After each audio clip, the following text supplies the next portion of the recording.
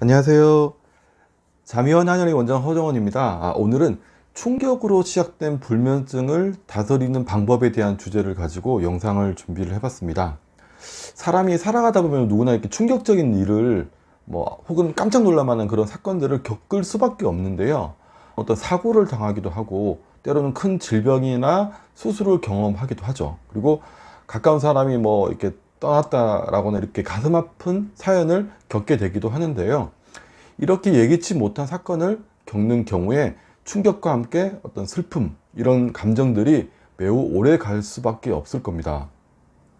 그런데 이런 일들을 접하고 나면 신체에는 여러 가지 변화가 나타날 수밖에 없어요. 우선 순간적으로 가슴이 철렁하는 느낌과 함께 두근거림을 느끼게 될 거고요. 때로는 온몸에 힘이 쫙 빠진다거나 털썩 주저앉을 정도로 다리에 힘이 빠져버린다거나, 심한 경우에는 호흡이 가빠지면서 숨을 쉬는 게 힘들다 라고 얘기하기도 합니다. 그리고 나서 이후에 시간이 어느 정도 흘러서 충격적인 상황에서 벗어나게 되면 몸은 서서히 정상적인 상태로 회복되는 게 대부분입니다. 근데 이제 충격의 크기가 클 경우에는 좀처럼 이 평정심을 되찾기 힘들고 2차, 3차로 이어지는 증상들이 나타나는데, 이것 때문에 고통을 호소할 수가 있다는 거죠. 그리고 그 중에서 대표적인 그 증상이 바로 불면증입니다. 트라우마라는 말 많이 들어보셨을 건데요. 트라우마는 상처라는 의미의 그리스어로 유래된 말로 영구적인 정신장애를 남기는 정신적인 외상이라든지 충격을 말합니다. 과거에 경험했던 사고라든지 위기, 공포로 인해서 이와 유사한 일이 벌어질 것 같은 상황에서 당시의 감정이 되살아나서 불안을 겪는 걸 말하는데요. 외상 후 스트레스 장애라고 해서 충격적인 경험이 오래도록 극복이 되지 않고 장기간 고통을 받게 되면서 우울증이라든지 불안장애, 수면장애 등을 유발하기도 하는데요. 그런데 같은 경험을 했다라고 해서 모두에게 이런 증상이 나타나는 건 아닙니다. 일반인 중에서 60% 정도의 남자와 50% 정도의 여자가 살면서 상당히 의미 있는 사건을 경험을 하지만, 실제로 외상 후 스트레스 장애의 유병률은 6.7% 정도라고 합니다. 그 이유는 같은 사건을 겪더라도 스트레스에 대한 심리적인 반응이나 저항력, 대항하는 힘에는 차이가 있기 때문인데요.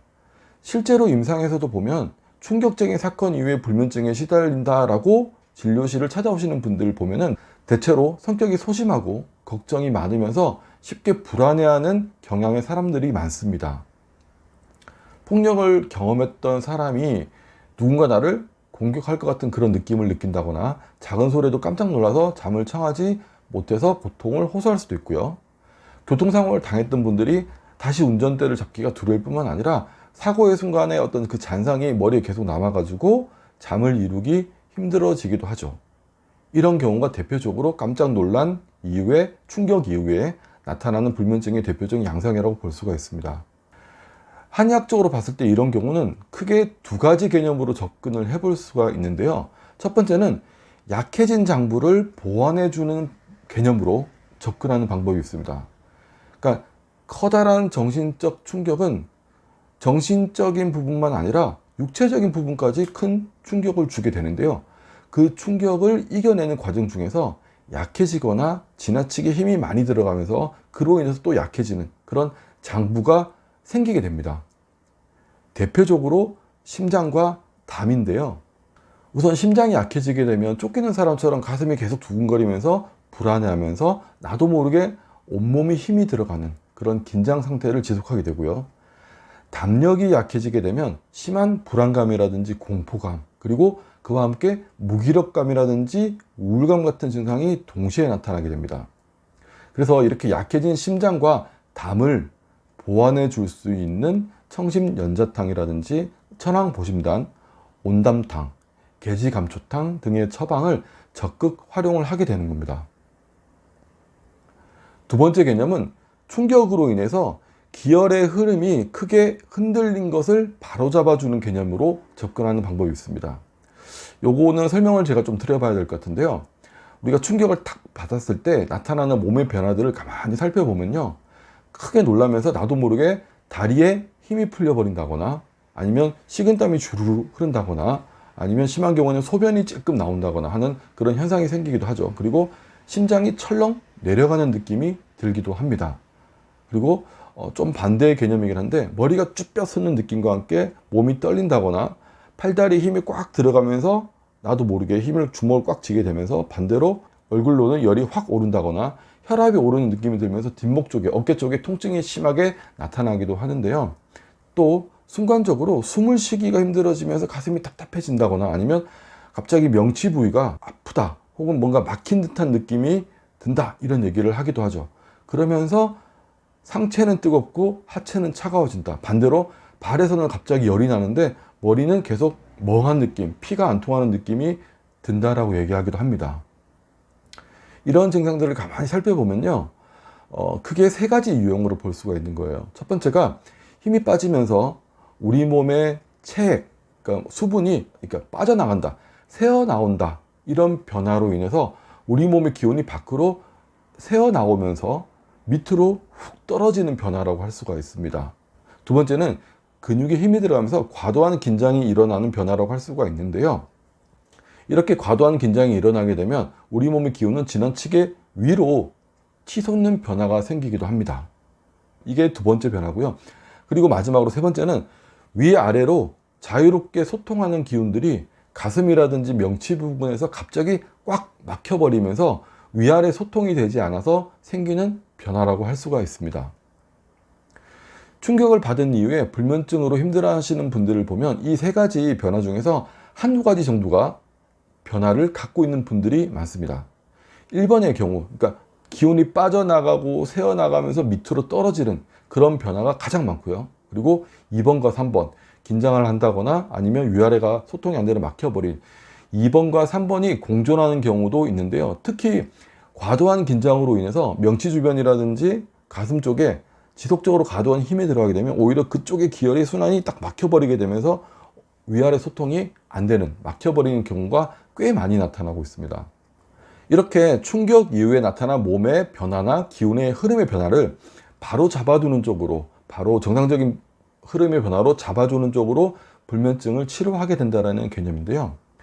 기운이 샌다거나 아니면 밑으로 훅 떨어져 있는 분들 같은 경우에는 기운을 이렇게 올려주면서도 새나가지 못하게 수렴시켜주는 방법을 선택을 해야 되겠죠. 이게 대표적인 약재가 연자육이라든지 오미자, 산수유, 모과, 승마, 용골모려, 진주모 이런 약재를 적극적으로 활용을 하게 되고요. 두 번째 경우인 그 과도한 긴장으로 인해서 기운이 상승한 경우에는 백복령, 황련, 고삼, 조구 등 천마, 송화가루, 하고초 이런 약재를 활용해서 상승된 기운을 좀 내려주되 몸을 좀 이완시켜주는 방법을 활용을 하게 됩니다. 그리고 세 번째로 가슴이라든지 명치 쪽에서 위아래 소통이 막혀버린 경우에는 어쨌든 뚫어줘야 되는데요. 방금 말씀드린 그런 긴장을 풀어내는 위의 약들 말씀드렸잖아요. 그런 약과 함께 기운의 흐름을 풀어줄 수 있는 그런 약재들을 함께 활용을 해야 되는데요. 대표적으로 시오, 백작약, 행인, 해백, 지실, 진피, 청피, 향부자, 나복자 등과 같은 기운의 소통을 풀어줄 수 있는, 소통을 도와줄 수 있는 그런 약재들을 활용을 하게 됩니다. 자, 그러면 장부를 치료할지 아니면 기운이 흔들린 걸 치료할지 어떤 걸 해야 될지 혼돈스러울 수가 있는데요. 이 두 가지 치료 개념 중에서는 상황에 따라서 우선순위를 두고 치료를 해야 되는 상황이 만들어집니다. 만약에 선천적으로 심장이라든지 담력이 약한 분이어가지고 평소에도 약간의 어떤 불안감이라든지 불면의 증상들을 가지고 있었는데 충격을 받은 이후에 불안과 불면증이 더 심해지게 된 분이라고 한다면 이렇게 선천적으로 약하게 타고난 심장과 담력을 키워주는 쪽으로 그 치료의 포커스를 맞춰서 치료하게 되고요. 만약에 평소에 건강한 편이었고 그렇게 심장이라든지 담력이 약하지 않았었는데 너무 큰 충격을 받은 이후에 이렇게 불면증이 나타났다고 한다면 기운이라든지 기혈의 흐름이 갑자기 크게 확 뒤틀린 걸로 보고요. 그걸 바로 잡아주는 쪽으로 초점을 맞춰서 치료해 나가게 됩니다. 참고로 이런 치료의 개념 외에도 평소에 충격을 받은 이후에 잠을 못 주무시는 분들 같은 경우에는 평소에도 이 마음의 안정을 찾기 위해서 되도록이면 전과 같은 생활 패턴을 그대로 똑같이 유지를 하는 것이 좋습니다. 그리고 거기에 더불어서 의식적으로 취미생활이라든지 여가활동이라든지 아니면 문화생활 이런 약간의 어떤 재밌거리를 찾아가지고 즐겨보시는 것이 좋습니다. 당장 해야 할 일이 떠오르지 않는다면 내가 뭘 하겠다, 이걸 해보겠다, 얼만큼 하겠다, 이렇게 목표를 세워서 불안이란 감정에 포커스를 맞추지 마시고요. 그런 목표, 재밌는 거, 할 거리들, 내가 해야 될 것들을 자꾸 찾아다니면서 이 불안이란 감정에서 자꾸 벗어나려고 노력하시는 것이 필요합니다. 정신적인 충격으로 인한 불면증이기 때문에 시간이 지나면 괜찮아지겠지 생각하시거나, 아니면 정신과적 문제라고 생각해가지고 심리치료를 받는다거나, 뭐 아니면 안정제라든지 수면제 같은 약을 복용을 하면서 괜찮아질 거야 이러면서 몇 달 혹은 몇 년을 이렇게 보내는 분들이 꽤 많은데요. 한의학적으로는 정신적인 충격으로도 특정 장부가 약해지거나 기온의 흐름이 변화를 일으킬 수 있다고 보거든요. 그래서 그걸 바로 잡아줌으로써 육체적 건강뿐만 아니라 정신적으로도 건강을 함께 추스릴 수 있도록 심신을 함께 치료해 나간다는 개념이니까요. 조금은 더 건강하게 몸과 마음을 좀 전체적으로 살펴보는 그런 관점에서 불면증을 치료할 수 있다고 보시면 될 것 같습니다. 그게 또 한의학적 치료의 장점이기도 하고요. 이 말씀 드리면서 오늘 영상은 여기까지 하도록 하겠습니다. 감사합니다.